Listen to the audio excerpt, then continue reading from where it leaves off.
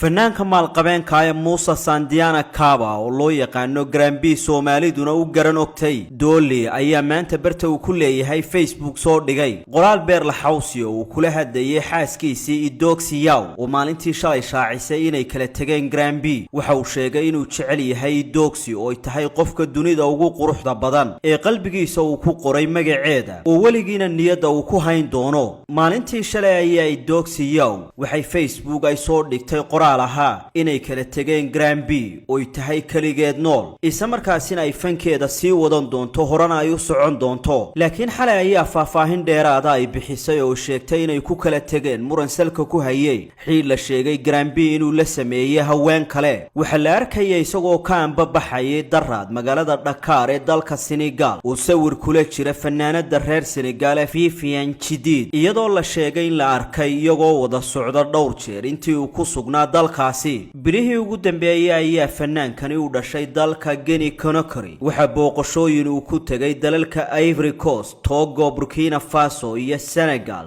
wadamadaas oo uu ku lahaa bandhig faneedyo waxaana kulamo uu la yeeshay madax iyo dad kale oo caan oo ay ka mid yihiin labada ciyaartooy ee hore Emmanuel Adebayor iyo Kolo Toure oo labaduba u ciyaaray kooxda Arsenal ee dalka Ingiriiska Grambi ayaa sanadkii hore waxa dunta isku tosheen fanaanada dharka xayeysiisay reer Ivory Coast Idoxi Yaw isla sanadkaasi ayaa waxa uu xataa sheegay inuu u sharaxan yahay madaxtinimo oo la tartami doono madaxweynaha dalka Guinea Conakry Alpha Conde fanaankani oo caan ka noqday sanadihii ugu dambeeyay dunida warbaahinta dunida gaar ahaan Afrika ayaa si weyn u qaadaa dhigaysay kala tagga Grambi iyo xaaskiisii Idoxi Yaw iyadoo wargeysada waaweyn ee qaaradda ka soo baxaana ay faalooyin ka qoreen waxa kamida wargeyska The Standard ee ka soo baxa dalka Kenya waxa sidoo kale iyana warbixin ka diyaariyay telefishinka KTN ee laga leeyahay dalka Kenya 28 jirkani ayaa waxa uu la nool yahay cudurka Progeria oo hor istaagay koriinkiisa fadlan daawadaha qiimiga badan oo kamid noqo asxaabta ku xidhan page-ka Facebook ee Dulmar Media like iyo follow page-ka Sarasiina share garay muuqaalka mahadsanid